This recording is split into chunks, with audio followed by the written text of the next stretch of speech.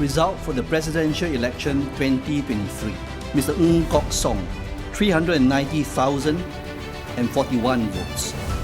Mr. Tharman Shanmugaratnam, 1,746,427 votes. Mr. Tan Kin Lian, 344,292 votes. Total votes cast for the candidates, 2,480,760. Rejected votes, 50,152. The votes cast in Singapore, which have been counted, are conclusive of the result. I declare Mr. Tharman Shanmugaratnam as the candidate duly elected as the President of Singapore. Good morning. Welcome to Money FM 89.3's post-presidential election special. I'm Huang. Singapore is waking up to a newly elected president, Mr. Tharman Shanmugaratnam, who will be stepping up into the role after President Halimah Yacob ends her term of office on 13th of September. Early on, what we heard there was the announcement by returning officer Tan Meng Dui following a nearly 5-hour count after polls closed at 8 p.m. last night. Over the next hour, we'll be bringing you highlights and analysis of the three-cornered fight, along with our special guests who have been following the proceedings very closely. Joining me in the studio is Eugene Tan, former nominated Member of Parliament, as well as Associate Professor of Law at Singapore Management University. Good morning, Eugene. Good morning, Ryan. Good morning. Great to have you here. And we also have with us Dr. Gillian Koh, Senior Research Fellow at the Institute of Policy Studies. Welcome to the studio, Gillian. Glad to be here. It's a great day.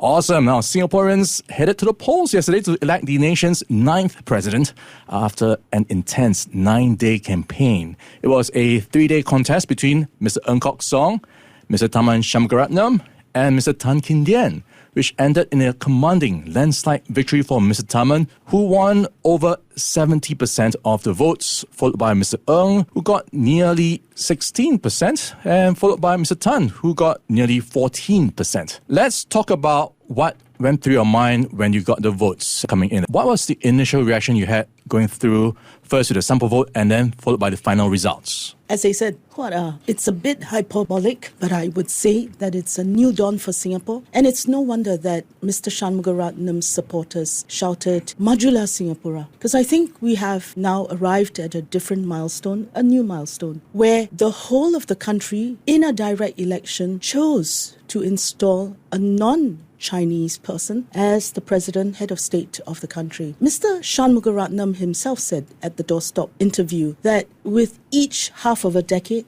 the country seems to make a new breakthrough in terms of this sense of political inclusion and acceptance of people for their values. They look well past race and they are able to elect people who would best represent them, regardless of race. All right, let's take a listen to what Mr. Tharman had to say right after those numbers came out. I believe that the vote for me and what I stand for is a vote of confidence in Singapore. I believe that. It's a vote of confidence in Singapore. It's a vote of optimism for a future in which we can progress together and support each other as Singaporeans. That has been my platform, and I believe it has received strong endorsement by Singaporeans. So it's not just about me. It's not about me. This is about Singapore and confidence in Singapore. It will have to be a future where we have deeper respect for each other as Singaporeans. It'll have to be a future that ensures that every generation gets the confidence of knowing that we have reserves and we have the backing that will help us in the future, come what may. It has to be a future in which Singapore is never treated as a small country, just another small country, a future where we are taken seriously in the world, we are a partner of choice, and where we can project our voice of reason internationally in an endangered world.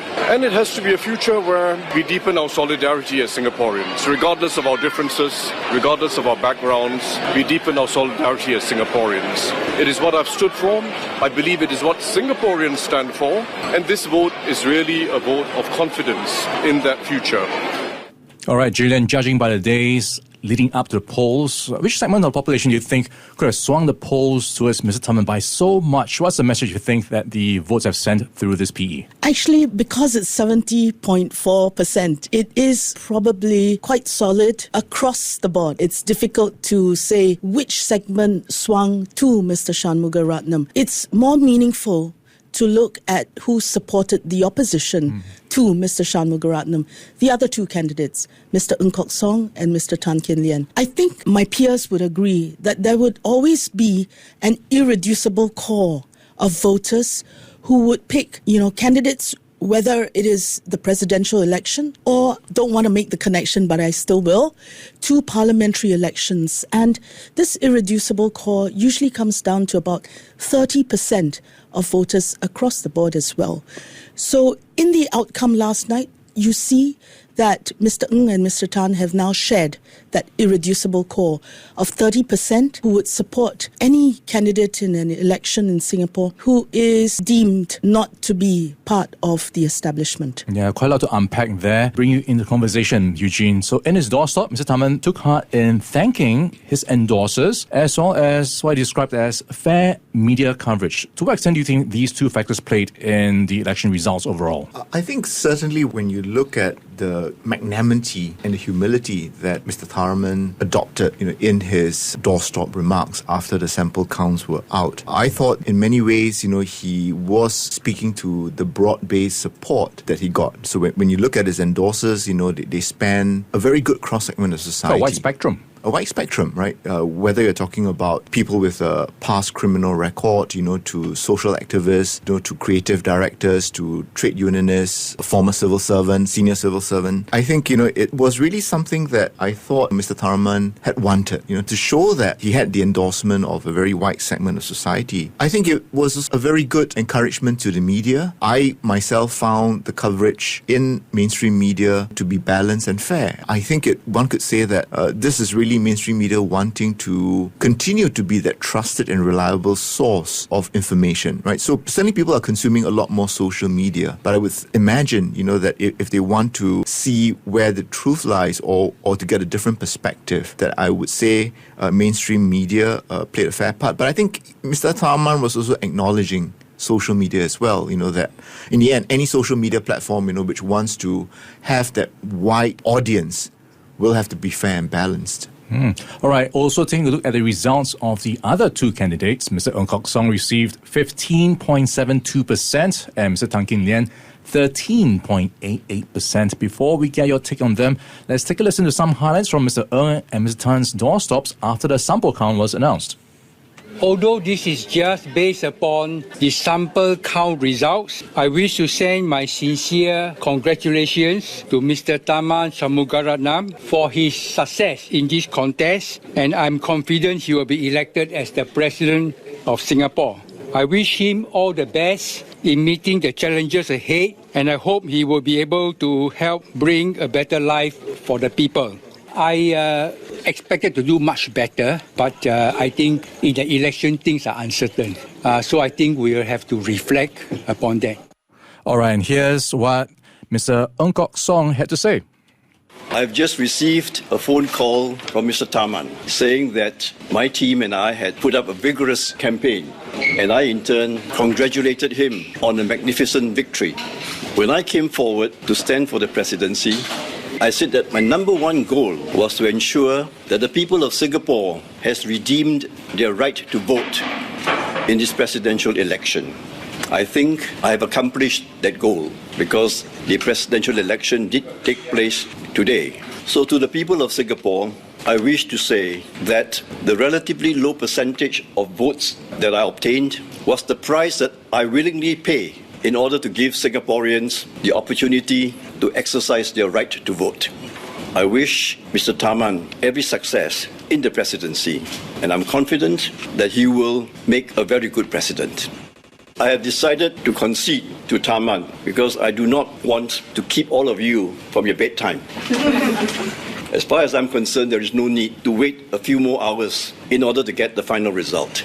The result is clear, and I want to say thank you once again to the people of Singapore. All right, Gillian, let's start with you. Now, before we get into deeper details later on in the show. Just very quickly for now, what do you make of their performances? Any surprises stood out for you? Well, first off, I think we as Singaporeans are grateful that there was a very vigorous contest. So we have to really thank all three candidates and certainly Mr. Tan and Mr. Ng, given the results today. Secondly, I think there were very many interesting issues that they brought up, and these will relate to the role of the presidency and really who is best suited for the role, and eventually what does one do when one is in that office. So I think these are all interesting questions that they brought up, which we can get into later. Yeah, a lot of interesting questions. We'll be asking you as well, Eugene, initial thoughts on their performance. I would say that very few of us expected that margin of victory for Mr. Tharman. Imagine polling 70% across the island, right? More than 2 out of 3 voters would have cast their ballots in favour of Mr. Tharman. And as Gillian mentioned earlier, right, to get this sort of percentage, you need that broad-based support across race, religion, political affiliation, age, gender. So it is an important victory, and I can only echo, what President-elect Tharman said. It is indeed a victory for Singapore, right? Because we have shown that we can rise above concerns such as race to focus on what is it that a person would bring to the presidency and how that person can contribute to Singapore. But if you look at Tan Kin Lian and Mr. Ng Kok Song, their performances, did anything stand out for you in terms of their gaps? Well, I think for Mr. Ng Kok Song, he is visibly disappointed. But I thought for someone who wasn't a known entity, right, completely unknown in many ways, being able to poll close to 16%, to me, I think that's significant. But also for Mr. Tan Kin Lian, from losing his election deposit in 2011, with barely 5%, and to almost, triple his vote share in proportion, I think he would be, in a way, quite pleased, although I would say that many would have expected, given the sort of massive support that he got from opposition politicians, in the last leg of the campaigning, that people would have expected a bigger vote share. Yeah, definitely a lot to unpack when it comes to his performance versus 2011. Going back to you, Gillian, what's your observations of the ground reactions so far? Have they been, stronger than expected around this entire campaign? Well, I think when we review this, what we understand was the ground would be this. First, people attending whatever were the meetings that the candidates put together. And secondly, and more critically, and we discussed this earlier, what we were receiving on social media. We've yet to do the surveys, so we don't really have a good sense of the cross-section of views other than the vote that we see now. So I think in terms of the supporters, really Mr. Tan did draw a lot of interest from people who support the opposition, the political opposition in Singapore, and you saw the leaders standing by him. It would also, on the other hand, have really garnered a lot of questioning because one NGO in particular, Aware, raised the question of his character, whether Mr. Tan was a misogynist. And then on social media, we also received pictures, images of past Facebook posts that suggest that he didn't really, as Mr. Shanmugaratnam campaign, have respect for all. So I think he struggled probably with those two issues, gender relations and also how he viewed people of other races. As for Mr. Ng Kok Song, I think, certainly as Eugene said, he is a surprise candidate, but of course somebody who's very, very well known in the establishment. And I think people who wanted something in between, if they thought it that way, in between Mr. Shanmugaratnam, very, very closely associated with the government of the day, of course, and Mr. Tan Kin Lian, who was trying to garner support from the anti-establishment base, then that's what he presented. Mr. Ng Kok Song presented us the middle way. So I think for that reason, we had diversity of choice. For that reason, looking at the support on the ground for Mr. Tan and Mr. Ng, I think it became quite obvious that these were some very specific segments that they were either trying to get support or certainly cheesed off, right? Yeah. All right, Eugene, we're at a midway point through the current government term. Should we see the results of this PE as a referendum for the ruling People's Action Party? Not at all. In fact, we are already more than halfway through the current term of government. Right? We have less than 2 years left to the current term of government. I think it would be a mistake to look at yesterday's poll as a proxy referendum on the People's Action Party. I think what we saw was a very sophisticated, discerning electorate focusing on what is an election that is meant to choose a president, a non-partisan office, above the political fray. And so I think it would be a mistake, if the politicians, whether from the ruling party or from the opposition, if they were to look at it, as a referendum. So I think there's still a lot to play, if I could put it that way, where parliamentary elections are concerned. I think, but it would be a mistake to take this as an endorsement of sorts, for the ruling People's Action Party, because Mr. Tharman is able to differentiate himself from the ruling party, right? And I think in many ways, he straddles that political divide, if we can describe it as such.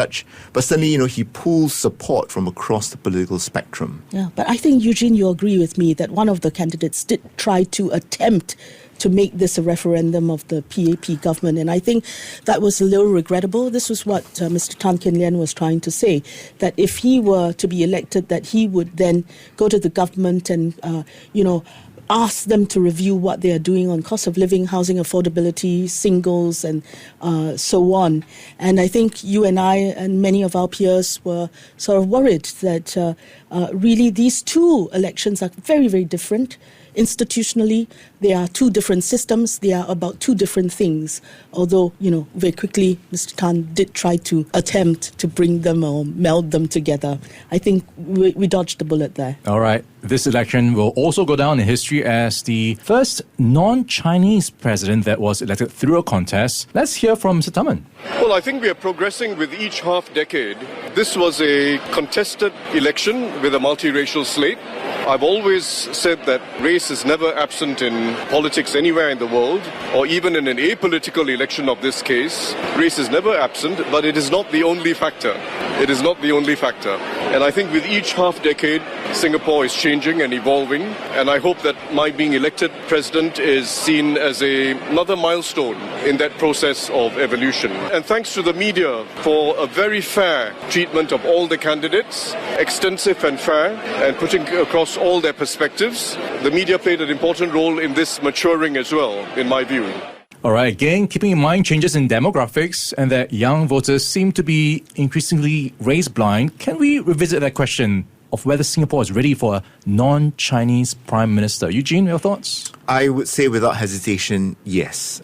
While it may not be as straightforward as choosing a non-Chinese president, but I think Mr. Tharman has shown the way that with a candidate, with qualities that are suitable for a particular role, with a candidate, who is fair-minded, who recognizes what are the concerns of Singaporeans and what a particular office can do, I would say that we will only get closer to the day when voters would not even bat an eyelid with regard to a non-Chinese prime minister, right? In other words, right, a non-Chinese leader of the leading political party of the day. We are getting there, and we have to get there. Otherwise, I think it will be a setback for Singapore. And Gillian, your thoughts? How might this play into the pace of leadership renewal and handover from PM Lee to the 4G leadership team? And you look at perhaps how sentiment may be moving. Well, actually, Ryan, I think we are very clear about who the next Prime Minister is, or it's certainly the People's Action Party knows who that is, and that's certainly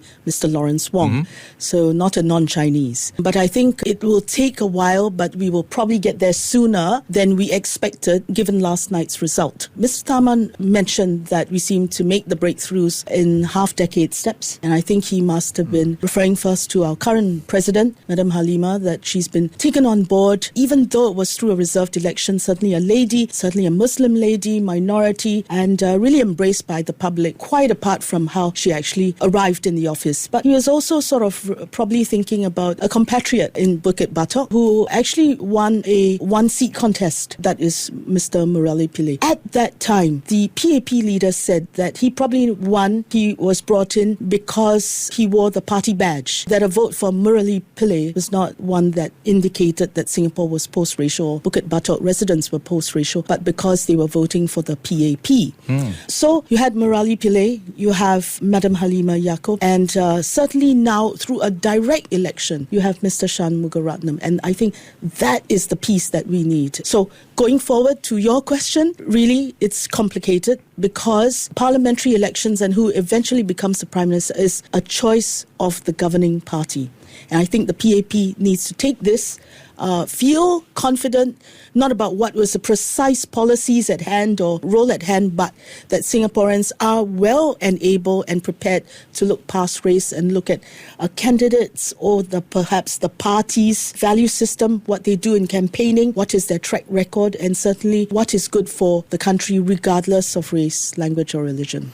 I think it will very much depend on what the 4G rolls out in their future Singapore scheme of things. I think if they go along or tag very closely, to Mr. Tharman's slogan of respect for all, and if that renewed social compact, that will arise from the Forward Singapore exercise, can similarly bring out these sort of fundamentals. One could say that, the ruling party could be prompted to consider an earlier handover, right? Of course, PM already said at the National Day rally, the timeline is, there's no delay. The question is really now when. And I would say that, they will be looking at Mr. Tharman's victory very closely to try to determine, whether there are valuable lessons that they can take away with regard to the Forward Singapore exercise, as well as the pace of leadership renewal and the handover. In this part, we're going to look at the numbers behind the polls, and we saw last night over 2,400,080,000, about 2.48 million Singaporeans casting their votes at over 1,000 polling stations across the country. That is nearly 92% of all registered electors. And among them, we had over 50,000 rejected votes. So, Eugene, looking at the voter count, this seems to be a slight dip versus what we saw back in 2011. And also, there's more rejected votes than we saw both in the past PE as well as the GE 2015. What are your thoughts around these numbers? I would say that I don't think it's an immediate cause of concern. This polling day, which took place yesterday, came on the eve of, the 1 week school holiday. And I think many Singaporeans, or a good number, would have made plans to go abroad. So yes, we have about a 2% drop in the number of voters casting their ballots, but we're looking at, a figure that is still above 90%. And in terms of the rejected votes, I think they are still pretty much within the ballpark, 2%. I suppose, for some voters, the three candidates, they may have found that none of them meets their requirement. And so they may have taken the position that they would rather not cast their ballots in favor of anyone. But as of now, I don't really see why it should be a cause of significant concern. I think that we can bear two things in mind in addition to what Eugene has shared. And first, that there was, you will have received it on social media, many campaign to urge people to spoil their vote if they didn't find any of the candidates appropriate, or more worryingly, if they did not feel that the institution and the electoral process was fair and justified one. And we know that there was a fourth person who put himself forward who questioned that process. I think it's worrying. We can get into that later, but we just want to acknowledge that there was an active campaign to encourage people to spoil their vote. The second one, relating to the process again, is that I, of course, knew of many people who had already planned their holidays. And they said, gee, isn't it possible for me to just vote wherever I am? And I think this is where we have to really take the time to explain that it's so important that there is a proper process of first, recording who is overseas in advance. Second, recording who would then want to vote from an overseas polling station in advance. The reason is this: it didn't happen last night, but if in 2011, the margin, like in 2011, the margin is very slim. In fact, there were recounts because it's within a 2% difference. Then sometimes these votes will matter, and ELD needs to know how many upfront voters were they going to receive ballots from before the election, because then they'd have to know whether those numbers will make a difference. So I think it's important, whether it's ELD or whether third parties explain why it's not possible to, on the fly, just allow people who have to take off for various reasons or go on a holiday to vote from elsewhere. I hope that's helpful. Yeah, Gillian, talking about margins, Eugene, when you look at the margins between Mr. Ng Kok Song and Mr. Tan Kim Lian, the question comes up, is this a split of the opposition vote, or how should we be looking at this margin difference? I'm actually less inclined to look at votes whether for the establishment or, for stroke the PAP or the so-called opposition. I think certainly we could say that, for Mr. Tan to have increased his vote share, that he certainly pulled votes where the opposition is, if I could put it that way, from the oppositionist camp. I think when you look at both Mr. Tharman and Mr. Ng, right, that's about 85% or 86% of the voters. I would say that, that late surge in support, by the opposition politicians may have instead got voters, who were thinking of voting for either Mr. Tharman or Mr. Ng, to settle and say, well, we shouldn't split the vote between these two men, right, who were clearly in contrast to Mr. Tan Kim Lian, in terms of where the support was coming from. And it would appear, at least to me, that many voters would have come to the view that Mr. Tharman would have been the stronger candidate. And so even if they may have been inclined to vote for Mr. Ng, probably felt that they should pool their votes behind Mr. Tharman. So again, we'll never know the truth. But I would think that the opposition politicians coming out in support of Mr. Tan did raise Mr. Tan's vote share, but I think they also raised, Mr. Tharman's vote share, resulting in Mr. Ng, in a way, having the worst of both worlds. And Gillian, just very quickly, did age play a part? Because we've got two candidates, 75 years old, and Mr. Tharman, 66. Or is age just a number?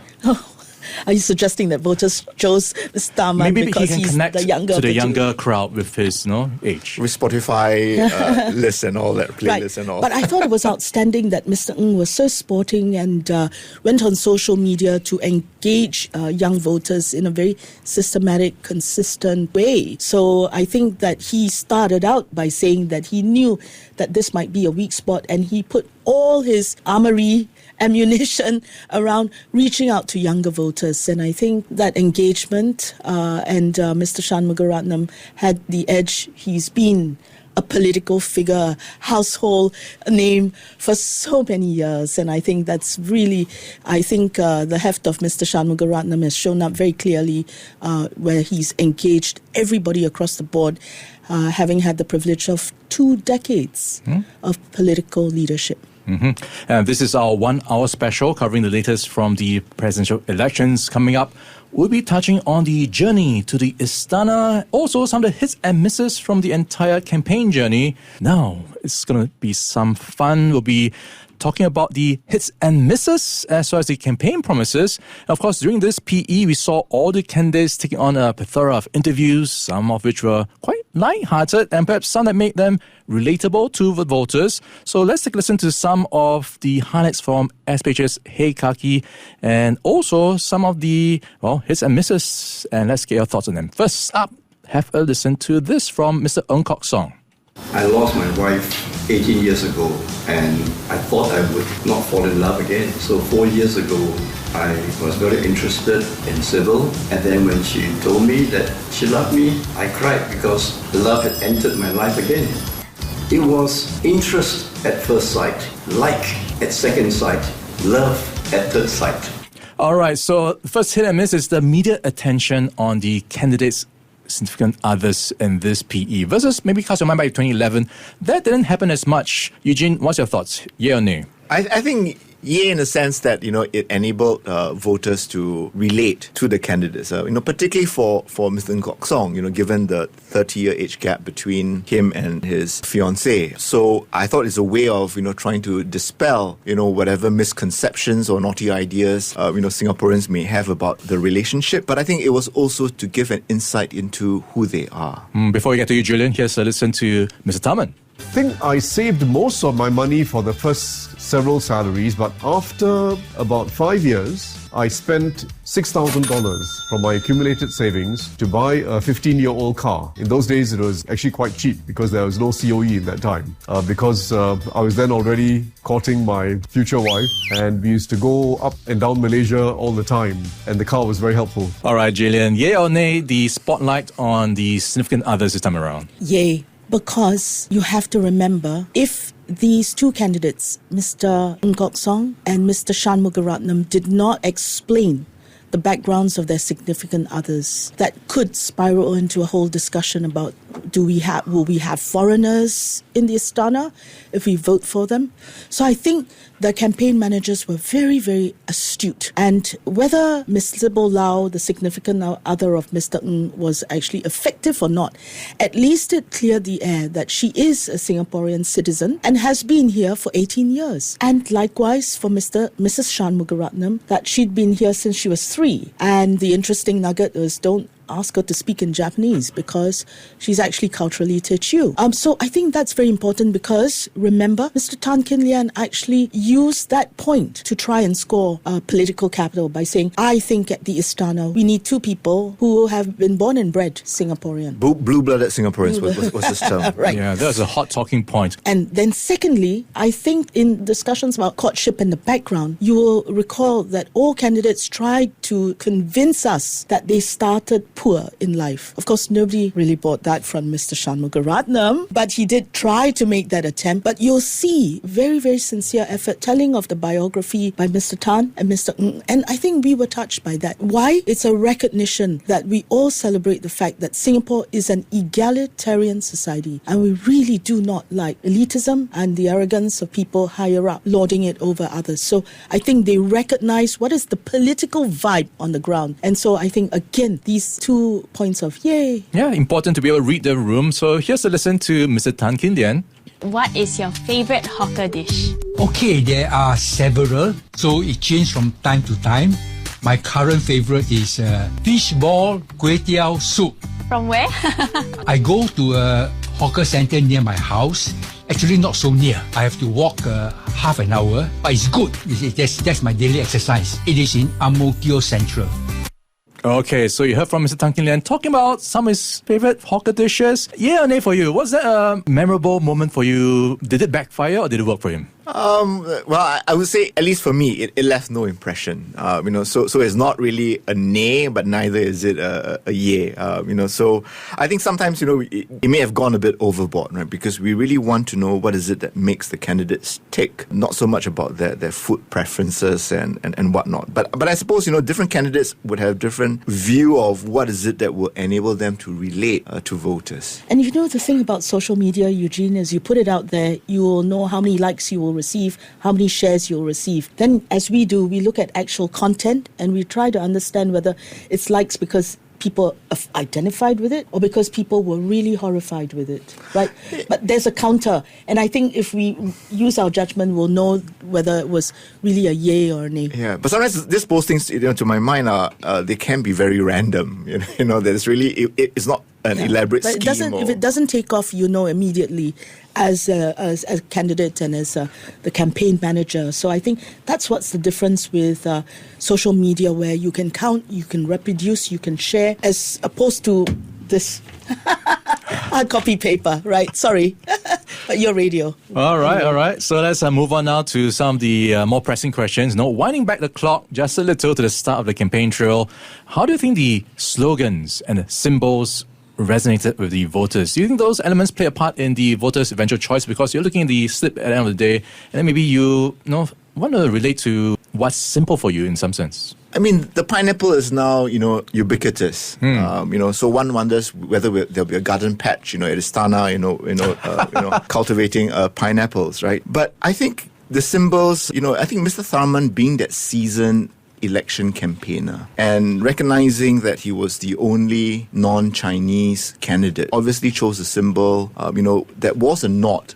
in my view, right, to the ethnic Chinese community. Even though he said that the pineapple was something that every sort of race could relate to, but it is of particular significance, to the ethnic Chinese community. But I thought, Mr. Tharman's slogan, respect for all, was one that he manifested very consciously throughout his campaign, right? So he walked the talk.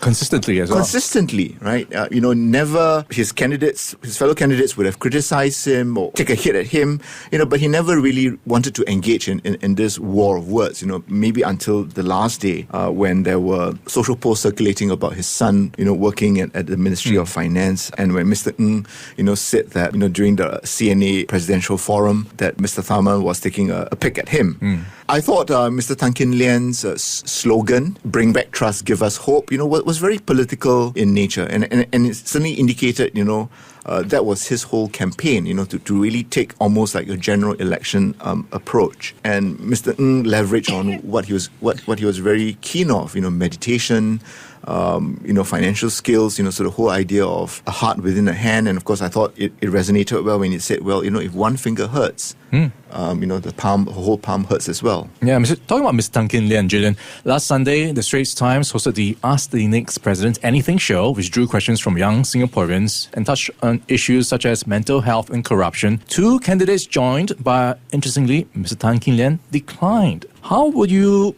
assess his showmanship this time around versus back in 2011? Because, of course, he did do much better in terms of numbers. What's your take on this time versus last time? Well, I thought it was a bit curious that Mr. Tan really was very selective in the occasions that he wanted to show up at. And if you recall, he also said that after the final candidate broadcast, he actually said that he wouldn't be doing any more walkabouts. So that was a bit strange, and it'll be difficult to know why, except if you ask Mr. Tan himself. So I don't know. Okay, I think that leaves a lot of questions still.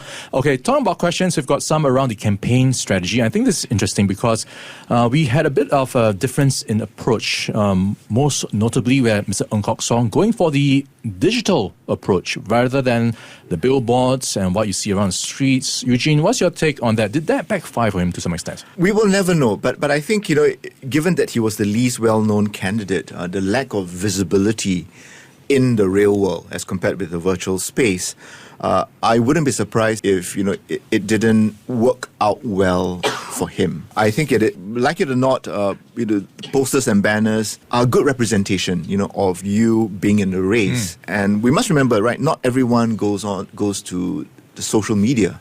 So I think, the lack of visibility, recognition may have cost Mr. Ng Kok Song. And also came up was the issue of being independent. And this was something that came out across all the platforms from all 3 candidates. There's been a range of opinions on this, those who say no one is truly independent. Now, we also see independent candidates running in general elections. Based on what we're seeing, is the notion of being independent changing, Gillian? I think it's very critical that this is a unique context. The unique context is that the president will have to exercise custodial powers over the use of reserves. So if the president needs to counter the plans of a duly elected government, then the question remains whether this person needs to be independent or actually against the government to begin with, right? So I think this was an important debate, and it's understandable. I think what we realized from it is that, as Mr. Shanmugaratnam was trying to kind of explain, it's not just about simple labels or associations of the past or even the present, but really an independence of mind. Nobody's setting out to say you have to begin with fighting against the government, be an adversary, then we vote you in. But really that you would be able, through a consistent record, show that you have your own mind about issues, and you would take a fresh look at the plans and decide. It's not to decide for a party or against a party, against the government or for the government, but really, to take a fresh look at what is being presented and use your own lens and own criteria and metrics for deciding whether, for instance, this very consequential question of the use of past reserves, say in a crisis, is something that will serve Singapore best. And I think we saw that in the broadcasts of the candidates, where Mr. Shanmugaratnam said, we'd have to consider how long drawn and how unpredictable is that crisis that we want to think about spending the reserves to tide us through. and how is that money going to be spent? So, yeah, I think we had a very important debate on whether this concept of independence matters, and then to begin with, how do you define this concept of independence? And it relates specifically to this role of being president.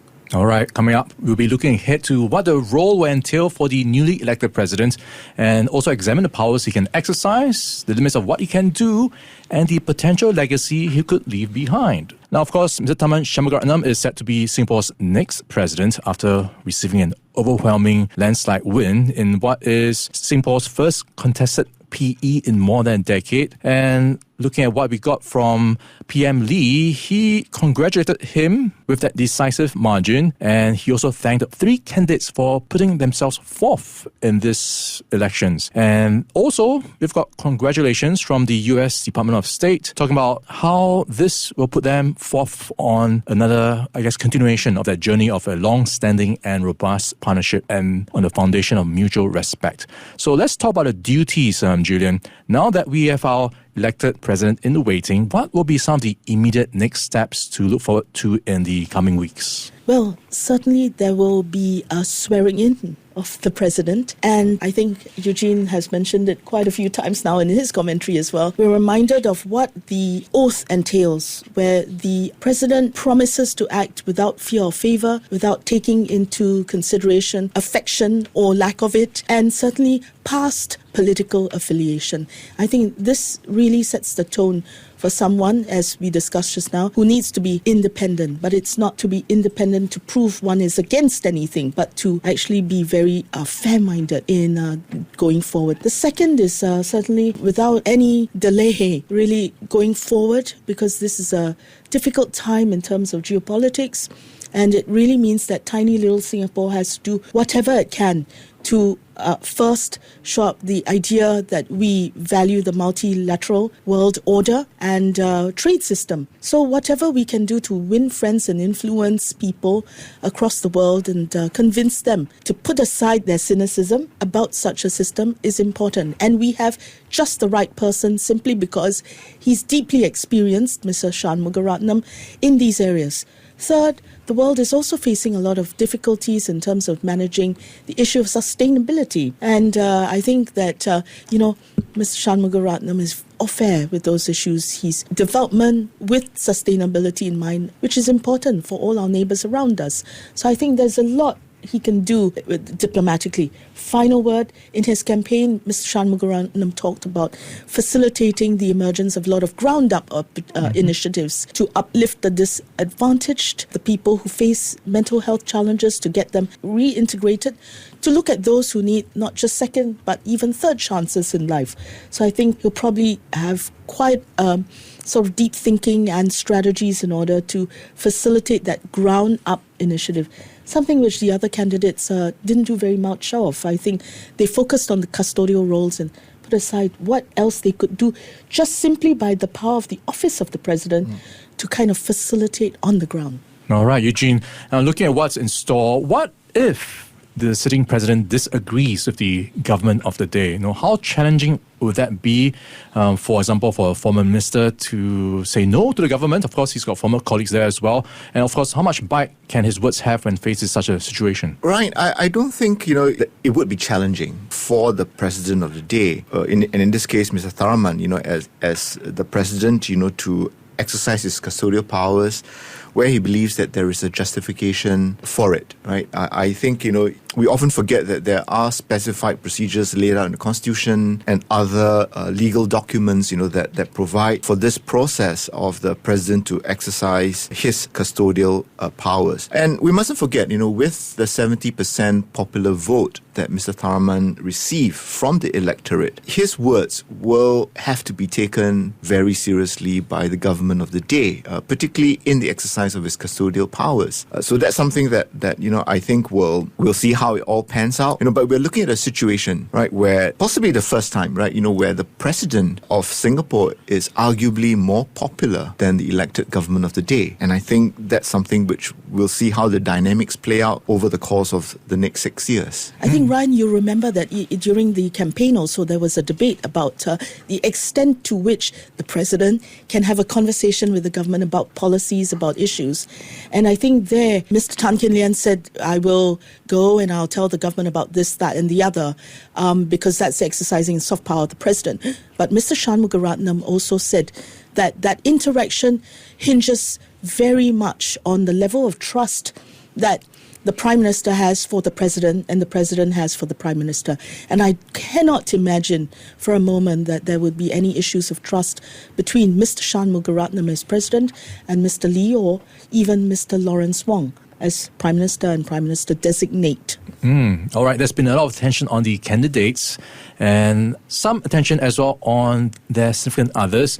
So if you look at the spouse of a male president, we had this official title of First Lady, but that's not been the case since at least the year 2000. And we know that Jane Yumiko Itogi, or Mrs. Tharman, is very passionate about social issues, particularly in arts education and community work. She served on the boards of the Singapore Art Museum, the National Heritage Board, the National Gallery of Singapore, the Sal College of the Arts. She's also chairing Tasek Jurong, a non-profit group that helps disadvantaged children, youth as well as inmates. Even though there's no official role for the president's spouse here, what kind of standing does all of that place her as she steps into this new role as the president's spouse? Eugene, maybe you can share some of your thoughts. I think, in many ways, the president's spouse, even without the official title, I think has still an important role to play, particularly, in the causes that she is supportive of, as well as causes that the president himself is keen on. And one could say that Mrs. Tharman, with a record of being actively involved in civil society in the different organizations, particularly those that relate to disadvantaged people, youth, as well as ex-inmates, I think, that can be, in my view, a force multiplier, right, in terms of promoting these causes and furthering this whole idea of respect for all. And Julia, I'm curious as well, Mrs. Tharman being so visible in the community, did that have a part as well playing into voters' minds? They're also voting who is going to be accompanying the president into office. Well, I think that voters just want to see that the spouse or significant other isn't a minus, won't be detracting or, take away or undermine what the duly elected president will be doing.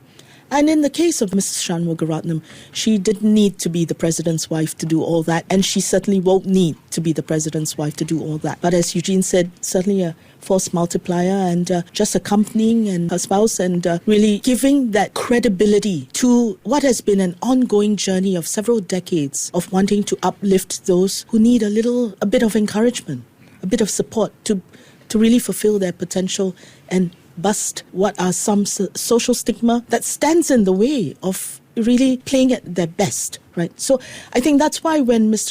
Shanmugaratnam in his doorstop interview says that this has been a vote for an optimistic future, I think that's the message. Everybody is saying the rest of life is so terrible, so difficult, so hard. To have a president with his spouse there believing that they can play a part in delivering a more optimistic future, and this stems from bringing people together with a sense of social solidarity. I think she just actually seals the deal in terms of really making it real. And we are now taking a look at the eligibility criteria. Of course, we had a fourth person in the mix earlier on, George Goh. Some people had hoped that he would qualify. Is there a sense among the electorate, Eugene, that they perhaps want a bigger pool of candidates for future elections? Is there a need for them to maybe review who can take part in the elections so that people will have more choices? I think voters would certainly want to be able to cast their ballots, right? So all they need is at least two candidates. But the way the institutional designers have designed the elected presidency, I think the view taken is that there needs to be pre-qualification because of the custodial powers that the president will exercise, and so that the criteria put there for the public and the private sectors are really proxy indicators, of a person's experience and ability to get the job done. I think, people will continue to disagree as to whether there should be pre-qualification, but the Constitutional Commission in 2016 had explained why, they had raised the criteria. I would say that yes, the criteria tends to favor, in a way, public sector hopefuls. But I think in the end, no one is going to say that the PEC had been unfair, if they didn't issue someone with a certificate of eligibility. Okay, Julian, bring you into the conversation. Now, there's been perceptions that perhaps the PEC or the Presidential Elections Committee could have been more independent. How do you manage these expectations? Is there a way to, make more people happy? Okay. Make more people happy. Well, I think Eugene spelt out the reasons why there is a set of eligibility criteria. The PEC comprises of people who are by profession needing to be independent. They are senior civil servants and they are judges. There's nobody else in Singapore who is required by profession and therefore clearly of that mindset to be independent. So I dare not question their independence. Third, that criteria that Eugene reminded us of. In addition, there are several other parts of it are clearly set out. There are automatic tracks for the private sector and the public sector candidates, but there's the deliberative track as well. I think that's what you're getting at, Ryan. And so was the PEC a bit too strict in assessing Mr. George Goh's eligibility, for instance? And Eugene, remember, Mr. George Koh actually said when he received the result that he was not eligible. He actually questioned whether it was a fair decision. But we knew, even at the point where we learned that Mr. George Koh was going forward with the candidacy, that there is nothing within even the deliberative tracks that allow for an aggregation of the companies that a prospective candidate has run before in order to match up with the criteria of the automatic private sector track, which is that the person must prove to have executive decision-making power over a company that has shareholder equity of at least $500 million. So from the get-go, we were already very uncertain that he could make it, put it that way. Anybody reading the text would know that. There is an aggregation of time. 3 years is the minimum, and the deliberative track actually spells out how you can aggregate time, but it does not set out how you can aggregate the size of the company. And the good thing about this process that we've been through in 2023 is that when Mr. George Koh actually questioned the fairness of that deliberation, the PEC by guidelines should not actually give out the reasons for rejection, but drew on a provision that if there were allegations that it had been unfair, that they could share the communication that they had made to George Koh as to how they actually tried this way and that way to get him through, and still they could not convince themselves that any one company was similar or that they could actually add up, because it was just not the idea of needing to run a very large entity. I think the point is this. In 1991, we changed the constitution in order to allow president to have custodial powers to manage the reserves. And since then, the reserves have grown enormously, to everyone's credit who's in charge of that system. But it also means that if the president has to be able to say yay or nay to spending this, or look at fifth schedule entities and see their budgets and whether it means that they will erode those reserves, then this person really has that one key power and should be competent enough to do that. So your short answer is, if you really don't like it, you'll need to change it in the constitution. But the current status does make sense based on what is the key power that the president has. Okay, the other big talking point that also involved the PEC involved Mr. Tan Gillian. And this was even before the campaign trail started. There was controversy over social media posts by Mr. Tan Gillian, which led to an outcry by some members of the public calling for the PEC to disqualify Mr. Tan. And that's after the eligibility certificate was issued. So the PEC did say they were not aware of these posts. They would then leave it to the electorate to decide. What's your take on that approach? Was there a better way to manage with this? Unfortunately, the PEC was required by the Constitution, to determine, whether an applicant for a certificate of eligibility, has good character, integrity, and reputation. And unless, there was evidence, provided by the candidate or evidence that is in the public domain, such as court judgments or a criminal prosecution, there was actually little for the PEC to go by. There isn't a mechanism even for the public to tender evidence, let's say. So I have said before that this is a requirement that I don't think the PEC should be asked to verify. And in a way the PEC has said, you voters just decide based on whatever evidence is there. Some people have said that, maybe the PEC should have looked through all their social media posts, but I think that would be almost an impossible task, right? You would be looking at thousands and thousands of posts, and not just that, TikTok videos, public speeches, newspaper interviews. I don't think there's an end to it. So I would say that, perhaps the PEC should just look at the experience and ability, and leave, the issue of integrity, good character, and reputation, to the electorate. And I think during the course of the campaigning, voters saw whether, a candidate had integrity, good character, and reputation. Yeah, on that point, some analysts have said, it's not criminal to post about pretty girls. Gillian, what's your thought? Should there have been a mechanism for people to protest or at least submit so-called evidence? I think let me react to this question or respond to it by looking at how elections have been carried out borne out in other jurisdictions. And when you left it to voters, misogynists actually got voted into the highest office of the land in a very, very large major power. So you can let it run openly, and you should not assume that good sense will prevail. I mean, I come from a position of social consciousness, and I don't think that even the president-designate would be able to overlook misogyny. So I think this is quite important. So different from Eugene, I would double down on the character requirement, and I would do one thing among a couple of things and really recommend that there should be a mechanism that ELD allows for, that PEC is supported with, for a time in which people, members of the public, can forward what they think would be very substantial and convincing evidence that somebody who's made known he would run is not of good character, reputation, and integrity. But it does mean this, Ryan. It does mean that we have to change the timeline of this whole process. We have to make sure that there is enough time for people to say that they are prospective candidates, for them to submit their applications, and for the PEC to receive this public feedback. So there are two things that need to be done.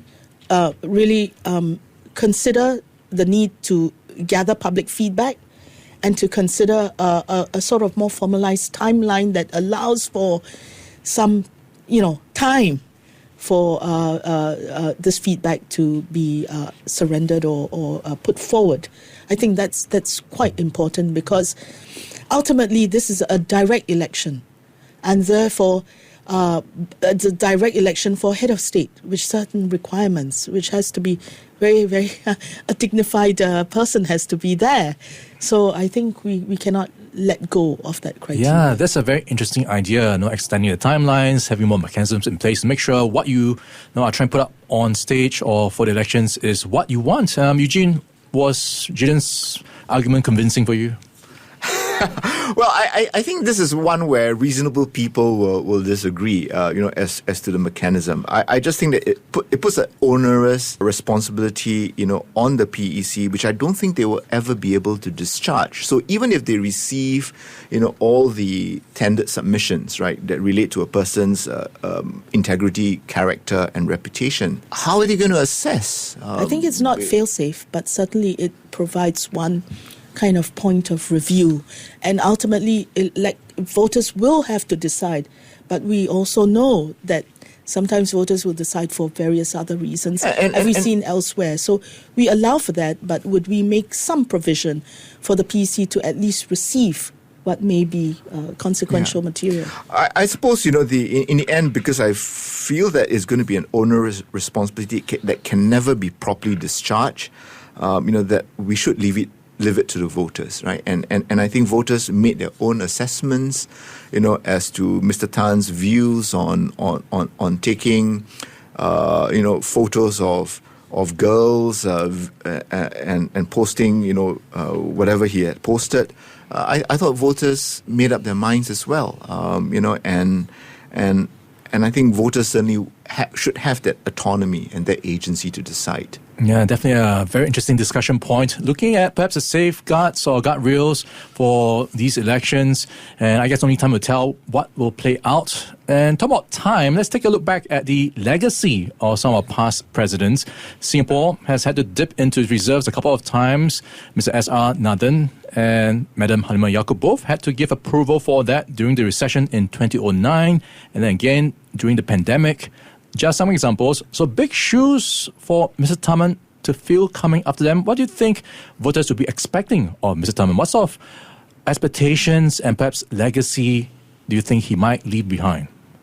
I would say that Mr. Tharman would wear a different pair of shoes. I don't think, he's going to take the position that, he needs to necessarily walk in the path of his predecessors.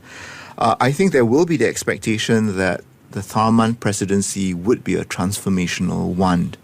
He has said that a different presidency is needed for a different era. And I would agree with him, and he has outlined, the sort of challenges that face Singapore and how the president, needs to, in a way, measure up, step up, particularly on the international stage. So I think, voters certainly will have high expectations. And I think we will see Mr. Tharman, going out to manage those expectations as well, because he has to, in a way, operate a transformational presidency within the confines of what the Constitution says, the president can do and cannot do. But Mr. Tharman is indeed a transformational leader, and I would even go so far, as to say that in the next 6 years, he may well be, a very consequential leader for Singapore, and so I think all eyes are on him. The Istana will now take on, in a way, a very different aura. Given that, he has that 70% mandate from Singaporeans, but I would expect him, to also reach out and appeal to the 30% that did not vote for him. And I think he will go very far in trying to make the office of the elected presidency a very a unifying institution. Yeah, that's a very important point that Mr. Tharman is going into the Istana as the government is also going through a renewal into the 4G leadership as well. Mr. Gillian, what do you think of the legacy that he might leave behind? I hear the label "People's President" being thrown about quite a bit these days. I think first we have to recognize that he'll be standing on the shoulders of giants. You mentioned just now the past use of reserves. It was actually late S.R. Nathan who released the first tranche in 2009. Key thing is you will see that Mr. Shanmugaratnam enters the office knowing that there have already been very well-established, mature programs that are associated with the office of president. In the community roles, there are those we learned are essential workers, nurses, teachers, social workers, artists, designers. They all receive the President's Award. And, because you have somebody who looks, feels, and knows what these mean and how these matter, I think that this will be reinforced. Perhaps there'll be other people groups who will be recognized, for their contributions. They may be simple, they may be simpler in their occupations, but I think that's the first legacy that he'll probably to this. The current president, Madam Halimah, is very, very significant for the efforts she's made in trying to build up the discussion around social cohesion. And she's run 2 international conferences on social cohesion. I think, again, building on that, the question of social solidarity, bridging the divides, income, wealth, and race, and we just talked about gender relations.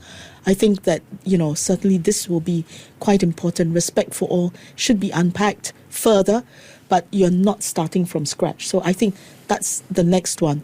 Finally, and I've said this before, I think most of the people who voted for Shanmugaratnam recognize his international, his global standing. And he'd actually said that he will hold on to a few portfolios insofar as that's allowed. I think this is a very important time of global turmoil, but yet, therefore, he said, that Singapore, and he would represent this, Singapore would be the voice of reason in the international stage. So I think doing that and also really promoting the idea that we, having learned how to do development and in a sustainable fashion, we'll be open, we'll be generous, we'll be sharing what we can in order so that not just Singapore progresses together, but the globe can progress together. And I think this will be an important legacy that has international consequence rather than simply a domestic one. All right, lots of food for thought as Singapore wakes up to a newly elected president, Mr Tharman Shanmugaratnam. And that wraps up our coverage today, unpacking all the latest from the 2023 presidential elections. A big thank you to our experts, Eugene Tan, Associate Professor of Law at the Singapore Management University, also former nominated Member of Parliament. Thank you, Eugene. Thank you for having me. It's been a delight. And also Dr Gillian Koh, Senior Research Fellow at the Institute of Policy Studies. Thank you so much for your time, Gillian. Thanks for the opportunity. I really enjoyed talking to Eugene and to you. I think these are really fascinating times. It's a new dawn. All right. Hooray. Majulah Singapura. Also, a shout out to everyone who made today's show possible behind the scenes, including Yo Kai Ting, who produced this special. And the coverage of the presidential election continues with us on Monday morning. Thank you for joining us on Money FM 89.3. Money FM 89.3.